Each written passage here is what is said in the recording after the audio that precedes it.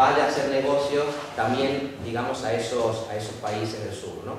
Bueno, en este contexto que genera, digamos, una agudización de los recortes sociales, una gran fragmentación que agudiza también las tensiones xenófobas dentro de Europa, que se manifiestan, por ejemplo, en las leyes digamos, que convierten la inmigración en situación de irregularidad administrativa en un delito en Italia, ¿no? La caza por patrullas ciudadanas de población romaní, el estallido de movimientos xenófobos en distintos países de Europa del Este, el ascenso de la extrema derecha radical, por ejemplo, en Francia, digamos ahora. En ese contexto se situaría, digamos, la discusión, que la dejaría abierta porque, digamos, también me pasa un poco y me gustaría que podamos discutir, de cuál, digamos, debería ser la respuesta frente a este escenario de una alternativa, digamos, que no ceda a ese nacionalismo xenófobo y que sea capaz de responder a los desafíos de lo que podemos llamar un internacionalismo a la altura de los tiempos, ¿no?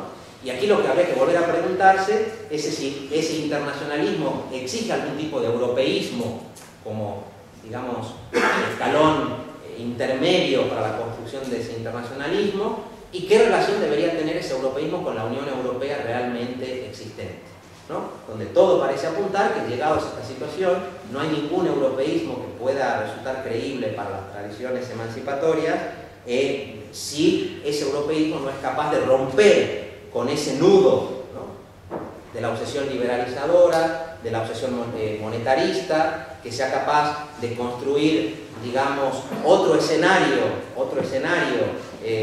digamos, productivo, energético, que también, digamos, es uno de los problemas, y que también sea capaz de ser, digamos, un imaginario europeísta no eurocéntrico, si esto, digamos, es posible, es decir, un escenario europeísta que sea capaz de provincializar la idea de Europa, de reconocer que Europa es, digamos, una idea más dentro de un contexto de tradiciones culturales, digamos, muy diversa, que pueda conectar con muchos imaginarios alternativos que provienen, diríamos, del sur global, que sea capaz de recuperar las diferentes alianzas interculturales que han caracterizado las luchas en Europa durante mucho tiempo, las luchas anticoloniales, antirracistas, etcétera, etcétera, y que por lo tanto pueda vincular la defensa de ese alter europeísmo a la defensa de la construcción también de otro mundo, ¿no? Aquí hay dilemas estratégicos, digamos, terribles.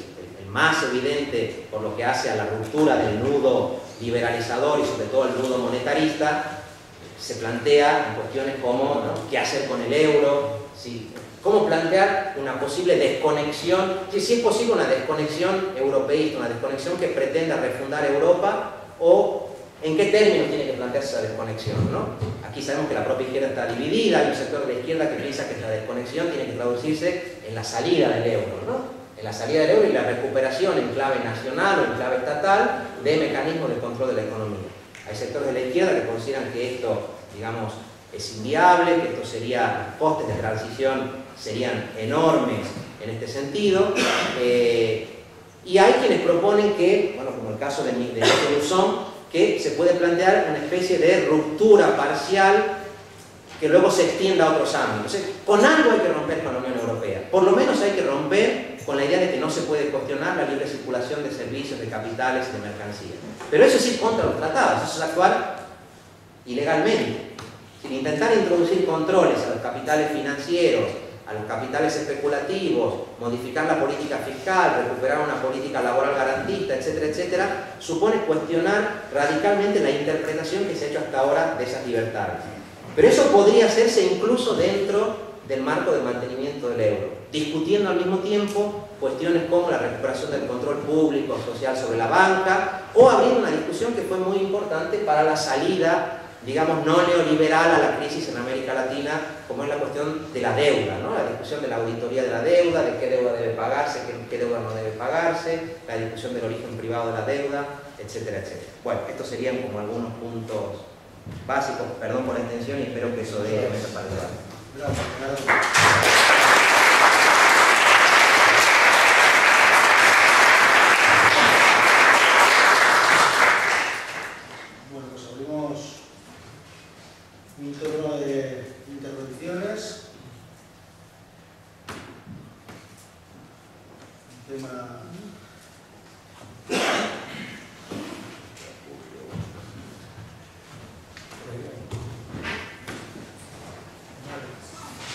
En esta idea del imaginario europeísta, ¿hasta dónde, situando el caso de España y esta lectura que viene siendo como de una también construcción de ciudadanía, hasta dónde el conflicto se presenta más real que virtual en esto de ciudadanía?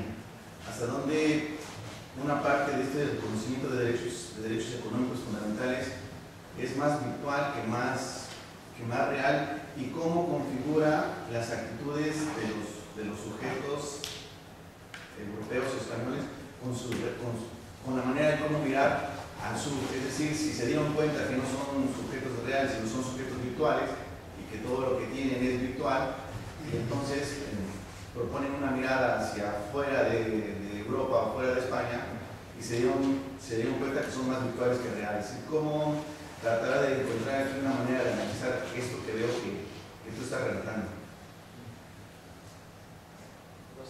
Hacemos ahora que te hables. Bueno, es tan compleja la situación, yo me quedé con la última parte de lo que comentaba Heriberto, y la pregunta, bueno, la voy a responder los dos, es sobre si entendemos que lo que hay que hacer es, de alguna manera, en contrapartes fundamentales de los tratados, el nudo gordiano mercantilista que sería el euro, lo que es lógico es que para poder llevar ese tipo de transformaciones solo las podemos hacer desde el gobierno, por lo menos teniendo ciertos gobiernos más o menos favorables. Entonces, mi pregunta es sobre la situación de la socialdemocracia europea. Hace poco, y como yo no va a llegar a tiempo, te hago la pregunta yo, salió un artículo en El País de José Luis Álvarez, curiosamente es profesor en ESADE, en una escuela de negocios, y era un artículo que se titulaba Thatcher, los ciclos políticos y el PSOE. Y era un diagnóstico formidable sobre las preguntas que se tenía que hacer la socialdemocracia española, y yo creo que pueden hacerse extensivas a la europea. Apunto brevemente las 4 paradojas que decía este señor, dejando claro, digamos, que Thatcher había sido como un ejemplo emblemático de cómo se construye un ciclo político robusto. Decía que Thatcher y que la derecha liberal europea había aprendido muy bien 4 cosas fundamentales que eran parte del acervo progresista. La primera, la importancia de la ideología, cómo las creencias que generan energía son las que arraigan lo político en lo personal, y que podemos ver la muestra cinematográfica con la geografía de Thatcher. La segunda, muy importante, decía que la sostenibilidad de un ciclo no se basa solamente en instituciones representativas democráticas, que eso lo había entendido muy bien Thatcher al ir directamente a destruir los sindicatos, que eran, digamos, la línea de soporte del estado de bienestar, y lo entiende muy bien la derecha cuando no gobierna y manda a todos sus cuadros a ocupar las administraciones públicas, a ocupar ese tipo de lugares. Y decía, ¿no?, el tío este, que era otra paradoja más para la izquierda. La tercera, digamos, cómo el cambio, que es una seña de identidad de la izquierda, o lo ha sido siempre, ahora es bandera de la derecha europea. Súmate al cambio, decía Mariano Rajoy, y no se sabe bien el PSOE a favor de qué o en contra de qué está. Y la cuarta, decía también él, que siendo el conflicto algo constitutivo a la política, Thatcher había entendido muy bien que los ciclos se basan en mantener constantemente el conflicto, no siempre buscar el consenso, encontrar un enemigo a quien desplazar del poder. Y dice José Luis Álvarez, la ironía es que es la derecha quien tiene más clara una visión dialéctica de la política. Entonces, pues, son como los apuntes a la socialdemocracia.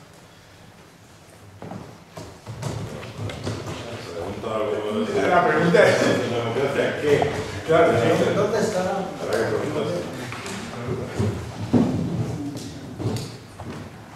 Yo intervengo para hacer una puntualización, reafirmando un poco esa dimensión periférica, periférica y neocolonial respecto a los países del este, que también sucedía en España, a partir de 2 citas que están en el libro de Soberanos Intervenidos de Garcés, donde representaste como católico social, Bergelos, en ese momento, a finales de los años 80, principios de los 90, está como coordinador de un pool empresarial francés que va a invertir en España, y el eslogan de su campaña publicitaria es: no seas miope, España está en venta, ¿no? Otra cita que le hace Garcés sobre una entrevista que le hace un sociólogo nada radical como Felipe González, es que le pregunta si es consciente el coste que va a tener para los españoles las condiciones que están firmando el ingreso en la Unión Europea impuesta por los franceses y alemanes. Y él dice, responde que lo importante es entrar en la Unión Europea. En ese sentido, digamos, claramente, de la lógica del capital europeo, esa dimensión neocolonial de nuestro tan publicitado alma europeísta, digamos. Entonces, bueno, con este preámbulo, digamos, tres cuestiones vinculadas un poco a la pregunta que hacía Manuel en relación a esa socialdemocracia que en el reciente informe del Estado de la Unión Europea que se llama la Fundación Alternativas vemos cómo se vuelve a insistir en la importancia de ese modelo social europeo, incluso como horizonte utópico para promover en el mundo una reafirmación de políticas básicas de integración social y tal. Digamos, ¿cómo puede convivir en ese momento en el plano electoral que pueda reconfigurarse en las próximas legislaturas europeas que toca a partir de los cambios electorales que puedan darse, con, digamos, una gobernanza a nivel mundial que en buena medida ya está siendo reclamada por parte de los BRICS, ¿no? Es decir, que en buena medida parte de los países emergentes, hoy, por lo menos en el caso de, por ejemplo, Brasil, claramente con perspectivas más o menos progresistas, que están reclamando ciertas regulaciones al capitalismo internacional para recomponer un poco relaciones norte-sur y acotar un poco la discrecionalidad absoluta que disponen los capitales para moverse por el mundo. Y, digamos, el otro elemento de triangulación sería la crisis que va a haber en China, bueno, la crisis que hoy se está hablando que está que se está gestando en relación un poco a lo que planteaba antes Heriberto como parte del argumentario de Claudio Katz, que también lo maneja Guillermo Almeida en el artículo que sacó ayer en Sin Permiso, ¿no? Es decir, China se está teniendo, en la medida en que es una economía todavía con una dimensión centralizada y con un poder burocrático potente, que hay un sector, digamos, que va a intentar, dentro de la crisis social y medioambiental, que cada vez está alargada, pero cada vez es más evidente, va a generar una estrategia un poco de desarrollo endógeno para acomodar a esos sectores de población frente a la dirección hoy más neoliberal que está apoyando esta fase expansionista. Pero bueno, en ese espacio, ¿en qué medida ves que en un plazo medio puede haber alguna convergencia para formular? Yo creo que, digamos, que ahí ya vamos un poco más, y ahí la pregunta sería un poco para los dos, ¿no? Es decir, la Unión Europea es una fase, pero también hay una reclamación de cierta gobernanza mundial que debería ser estructurada, que ya no está ni en la agenda, ¿no? Pero que cómo reclamar un poco de una institucionalidad en el campo de Naciones Unidas o donde tenga que ser, que tenga un mínimo más de representatividad, ¿no?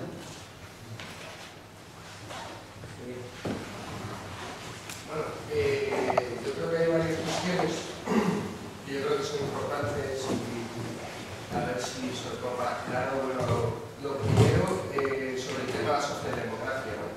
Si existe directamente, ahora mismo existe la socialdemocracia europea, yo creo que sería algo que habría que plantearse, ¿no?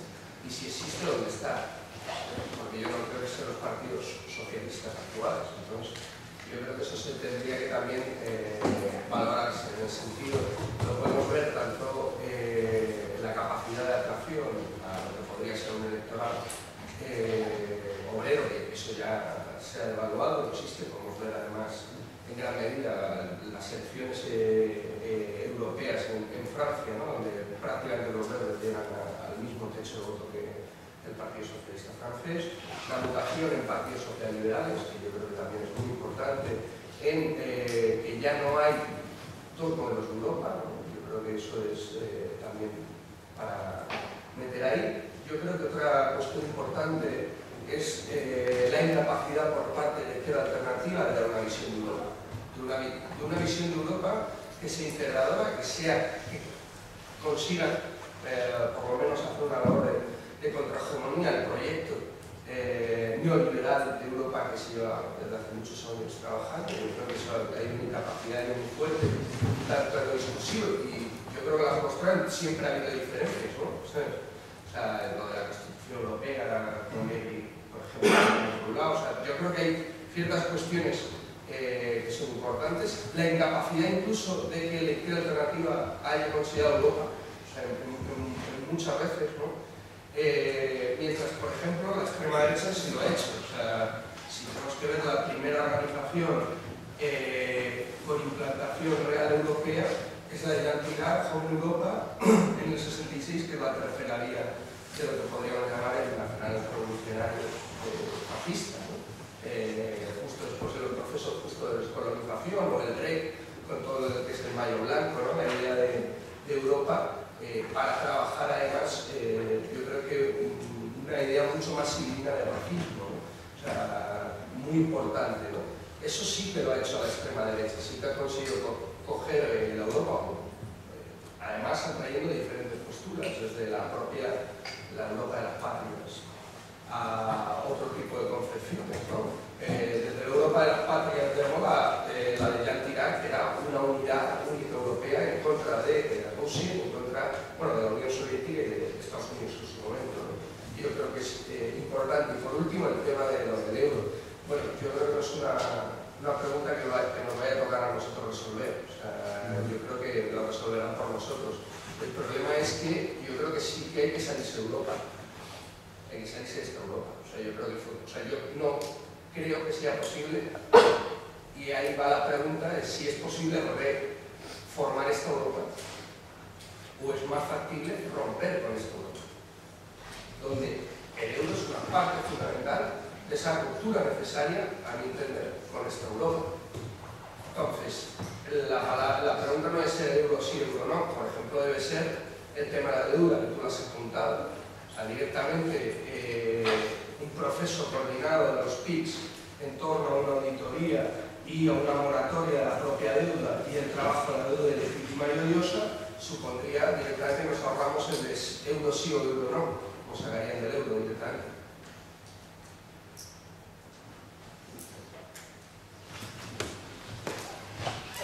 Hola, soy Iñaki. Estaba hablando de Gilberto. Una de las cosas que has dicho sobre las bases de la geopolítica actual es este mundo imprevisible en el que nadie sabe lo que va a pasar. Sin embargo, hemos estado mirando modelos que cubren los siglos de historia sobre hegemones y tal para ver qué va a pasar. Entonces, no sé si hay una pequeña contradicción ahí. Y en ese sentido, la idea que se me ocurre a mí es que quizás el próximo hegemón no es un país, sino que son estas empresas transnacionales que ya han dictado mucho de cómo se construye esta Europa y han forzado que esta Europa tenga estas bases tan liberales a base, entre otras cosas, de los miles de lobistas que trabajan en Bruselas y que tienen acceso a los parlamentarios europeos, un acceso que no tenemos los que supuestamente les pagamos el sueldo. Estamos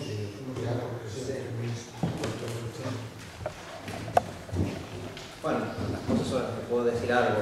Bueno, hay un tema interesante que es el tema este de la socialdemocracia y puedo decir algo. Bueno, hay un tema interesante que es el tema este de la socialdemocracia y la posición de la socialdemocracia en el proceso de construcción europea. Yo estoy de acuerdo con esta descripción general. Hay una cosa interesante, que es que la socialdemocracia también se cinde en este proceso de construcción europea. Hay dos decisiones desobedientes importantes, que son la de La Fontaine en Alemania del año 1998. La Fontaine es ministro de Finanzas de Schröder, y precisamente por intentar regular a la banca, la presión de la banca es tal que lo expulsan del gobierno, y eso crea una decisión política y la aparición de Die Linke. Allí hay problemas, hay discusión, pero genera una nueva, digamos, opción política que en parte recupera digamos, el programa socialdemócrata clásico, por decirlo de alguna manera, ¿no? en algunos elementos. Hay bastantes tensiones en el programa de Die Linke. Y lo mismo pasa en Francia, ¿no? En Francia el Front de Gauche, digamos en buena medida Mélenchon, también producto de una decisión del Partido Socialista que se produce a propósito de la discusión del Tratado Constitucional Europeo. Es decir, Mélenchon había votado a favor de tratados anteriores de Europa, que esto es importante, había votado a favor, creo, del Tratado de Maastricht incluso, pero vota en contra del Tratado Constitucional Europeo, y eso fuerza una decisión en la socialdemocracia francesa. Esto no ha pasado en la socialdemocracia del sur de Europa. No ha pasado en Grecia, no ha pasado en Portugal, no ha pasado, digamos, en el caso español, ¿no? Yo no sé si la historia de la socialdemocracia está muerta o no, que la socialdemocracia se ha convertido en neoliberal, en social liberal, esto es verdad, pero si a la socialdemocracia no le quedan más cartuchos, no lo sé, ¿no? Ahora, en la propia interna del Partido Socialista francés, las posiciones de Montebourg, por ejemplo, Montebourg tenía posiciones abiertamente casi desconexionistas, ¿no? Coqueteaba mucho con la idea de recuperar el socialismo nacional francés, ¿no? En este contexto de globalización. Fue minoría, pero fue, digamos, una minoría importante. Pero creo que ahí hay un debate interesante, y es efectivamente si este contexto de agravamiento de la crisis puede producir o bien una recreación de la identidad socialdemócrata o escisiones que permitan reforzar otros espacios, ¿no?, de izquierda alternativa que conecten, digamos, con otros temas, ¿no? En ese sentido, bueno, está el tema del euro. Claro, yo creo que es complicado, porque tú dices, lo importante es romper con esta Europa, pero bueno, si rompes con esta Europa tienes que plantear la salida del euro, no puedes romper con Europa y quedarte en el euro, o sea que lo que están diciendo es que hay que salir del euro, ¿no? Y esto sabemos, digamos, que es una cuestión complicada plantearla desde posiciones de izquierda alternativa, que efectivamente no están en el gobierno, pero plantearla en cuestiones de pedagogía política. Incluso la cuestión de la deuda es complicado plantearla, ¿no? Cuando planteamos lo de la auditoría de la deuda, esa idea, comentábamos antes, ha sido muy difícil en Portugal. Por ejemplo, el bloco de izquierda ha hecho de la idea de la auditoría de la deuda una idea, digamos, muy importante, y sin embargo ha sido muy difícil que esa idea cale socialmente. Quizá en países como Grecia, donde, como tú dices, ellos están resolviendo por nosotros estos dilemas, sea más fácil, digamos, que se planteen estas cuestiones. Pero ahora mismo es verdad que la izquierda está en un impasse en este tema, ¿no? No sabe qué decir por lo del euro, puede decir rompamos con Europa, pero no se atreve a decir, bueno, salgamos del euro. Hay un sector que lo dice, y de lo que eso significaría, pero sí parece que hay un espacio para ir construyendo un discurso esto, ¿no? El cuestionamiento de la deuda, recuperación al menos de la capacidad de fiscalización, que en ese ámbito se pueden plantear como pequeñas reformas no reformistas, es decir, reformas que abran un escenario abiertamente, digamos, rupturista y más contrahegemónico, ¿no? Claro, para eso hace falta otra idea de Europa. Es verdad esto que decías de la derecha, pero no solo de la derecha. En el Tratado Constitucional Europeo ya se hacía en el preámbulo una apelación, digamos, a la idea de las raíces religiosas de Europa, porque se entendía que la idea de Europa desempeñaba un papel muy importante cuando la hipótesis de conflicto ya no es el comunismo, sino que es el Islam, ¿no? Entonces, por lo tanto, la identidad europea como opuesta al Islam cobra un papel, digamos, fundamental. Y en este sentido, otra de las dificultades de las propuestas alternativas que quieren construir otra identidad altereuropeísta no eurocéntrica es cómo lidiar con la cuestión del Islam. Desde en cuestiones prácticas como el uso del velo, etcétera, etcétera, hasta en términos generales. Cómo conciliar, digamos, la tradición laica o las aportaciones del feminismo con la crítica de la islamofobia, ¿no? Yo creo que aquí hay un problema también como bastante difícil de resolver. Luego, esto de los BRICS también es un tema, digamos, que está presente. Hay esta demanda de gobernanza, pero no olvidemos que hay una cosa que explica Katz, que es que también hay una presión muy fuerte sobre los BRICS, ahora para que los BRICS contribuyan al salvataje de la banca europea, es decir, para que contribuyan a los fondos de estabilidad. Es decir, hay una serie de capitales circulando en América Latina, ¿no? de superávit que se ha producido en las políticas de estos años.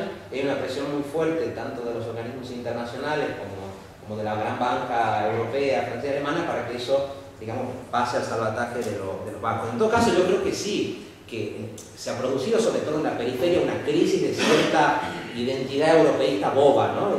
Somos, España es Europa, los primeros en Europa. Esto ha entrado en crisis, de pronto hay una conciencia muy fuerte de que se es periferia, de que en este modelo de integración europea quien manda es la banca alemana, francesa, y de que volvemos a la idea donde los PIGs son los PIGs. Ahora, lo que es difícil es construir aquí una identidad, por ejemplo, de solidaridad con el sur, de solidaridad con los inmigrantes. Al contrario, aquí también es la extrema derecha la que tiene una capacidad nuevamente de asumir esto y de asumir la idea de conflicto, ¿no? porque entonces, ¿cómo asumimos la idea de conflicto, esto que planteaba Thatcher? Bueno, yo creo que una de las virtudes del 15M ha sido identificar en esa consigna, no queremos ser una mercancía en manos de políticos y banqueros, cómo recuperar la idea de conflictividad frente digamos, al capitalismo, al capital parasitario, rentista, y a la clase política que le da cobertura a sus actuaciones. Pero lo que pasa es que ocurre que, por ejemplo, que lo comentábamos con Miguel ahora, en Cataluña, Plataforma per Catalunya, que es una organización, digamos, xenófoba, en su último programa, digamos, electoral, ¿no? Se incluía, digamos, su programa se resumía en estas 3 consignas: no a la banca, no a la clase política, no a los extranjeros, ¿no?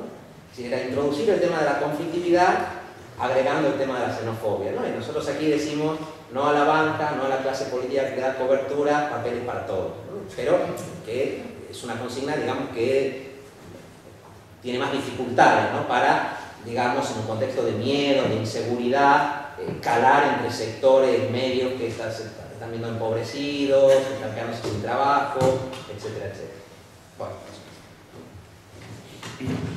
la conferencia aquella de la conferencia contra Maastricht, ¿no?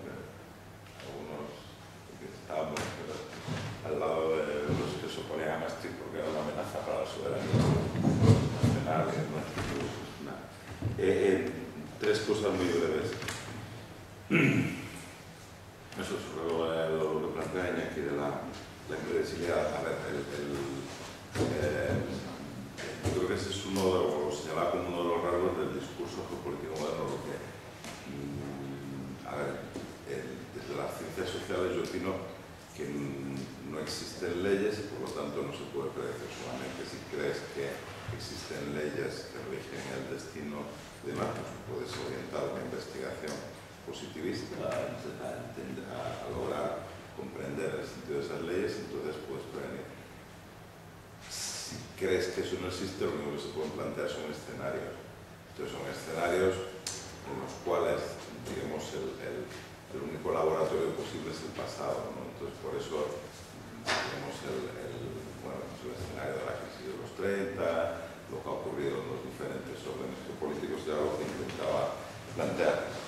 Lo que planteabas tú de un mundo basado en las grandes corporaciones como hegemonía, evidentemente supondría una formación social histórica diferente. Y ese sería uno de los cambios a los que me refería, que no todo cambio, o sea, la superación del sistema mundo, de la economía mundo capitalista, no necesariamente tiene que ser la mejor. Sería un escenario que yo no me gustaría vivir en él, porque ahí sí que no habría directamente los estados con componente social, un actor keynesianismo, el actor capitalismo social, bueno, de algún modo establecía algunos parapetos frente al mercado. En este escenario, desde luego, puede que hubiera una autoridad política, pero reducida a lo que es la Fuerza Armada, la policía y el ejército para mantener el orden, posiblemente privatizada. Decía Manu que se quieren contra los tratados, hay que hacerlo dentro del gobierno, dentro de la lógica de la formación social actual. Evidentemente no hay otros lugares, escenarios de lucha y demás, pero es la clave del gobierno. Entonces, claro, ¿qué se podía hacer desde la socialdemocracia además? Yo difiero con el problema no es si existe o no. Difiero con el problema no es si existe o no existe, no es que difiera. Yo creo que esa es una pregunta equivocada. Pero el problema es si la gente cree que existe. Y si la gente, el común de los que van a votar y definir las elecciones, creen, por ejemplo en España, el Partido Socialista es socialdemócrata y progresista. Entonces, no es un problema de definir si es real o no es real, si son socialliberales, si no lo son, sino que el problema es que nos podemos encontrar con lo que ha ocurrido en Portugal en las últimas elecciones. De repente una fuerza como era el Bloco de Esquerdas, que estaba, digamos, construyendo una hegemonía, pero vamos, sí, desde luego ampliando el campo de influencia de una forma decisiva, de repente llega un momento en el cual dicen, no, nosotros no apoyamos al Partido Socialista porque entendemos que es social liberal. Y el cuerpo social no lo entiende. No lo entiende. Nos pongamos como nos pongamos, porque es que en la representación social sigue siendo mayoritaria, hegemónica, sigue siendo un partido de izquierda. Y entonces, digamos que yo creo que hay la cuestión, la lucha es más a medio plazo. O sea, es seguir acumulando, seguir mostrando que efectivamente no se diferencian tanto las...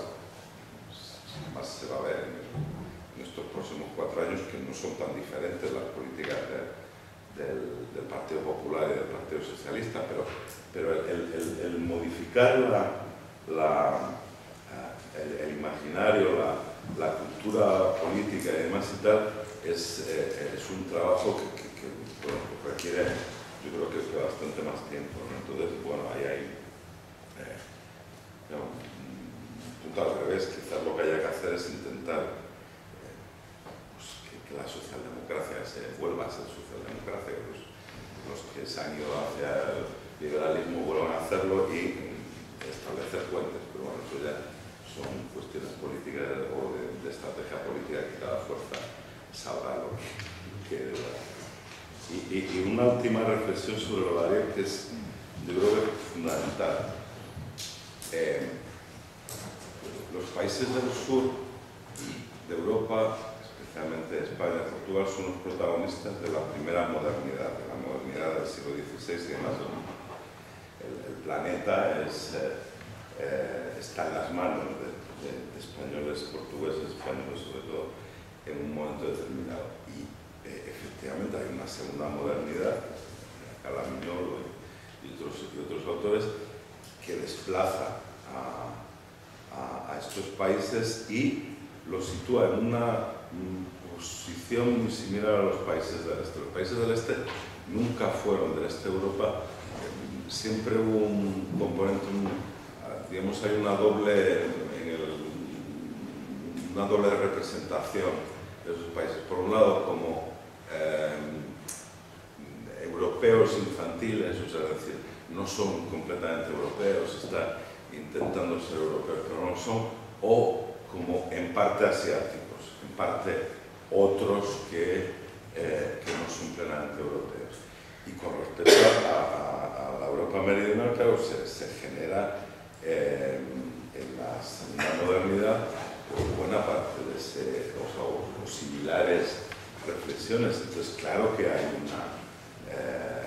y sobre todo yo creo que eso va a explotar con las fuerzas populistas y xenófobas en países como Alemania, Holanda, Austria y demás y tal. Claro, la culpa la tienen estos del sur, que son unos vagos y que lo que han estado es chupando los fondos europeos, les hemos estado financiando la buena vida y demás y tal, y ahora que trabajen. Ese imaginario se está desarrollando plenamente. Y es evidente que es un imaginario en el cual los europeos meridionales pues, somos en parte otros. No somos de la familia, somos unos allegados que están por allí y que de repente se convierten en afectados, ¿no? Entonces, yo creo que de eso hay que ser conscientes. No significa que, digamos, tenga que haber una ruptura del europeísmo o que el europeísmo efectivamente de más... yo me gustaría subrayar la pregunta con la que terminaba. ¿No? Si era posible un internacionalismo sin una parte del europeísmo? Porque eso lo que significaría es, desde mi punto de vista, el creer en la construcción de Europa como fundamentalmente no como una comunidad política con unos determinados límites territoriales, sino una comunidad política con determinado proyecto, o que responda a determinado proyecto político basado en lo social, basado en los derechos de todo tipo de las personas y abierta a todos aquellos que decidan participar en el mismo, sin definición cultural, sin definición civilizacional. Entonces, claro, ahí estás dando o rompiendo con la interpretación de Europa cristiana, blanca y en los mercados y más, con la cual efectivamente hay que romper. Sí. Pero la pregunta, o la última afirmación de Gerardo, yo creo que es punzante y importante, ¿no? Porque es mantener pues efectivamente todo el imaginario de izquierdas de la Europa socialista como embrión de otro mundo posible. Bueno, pues gracias. Pronto, si lo recomendamos un poco más centrado en la sesión. Pero tenéis ahí un puesto de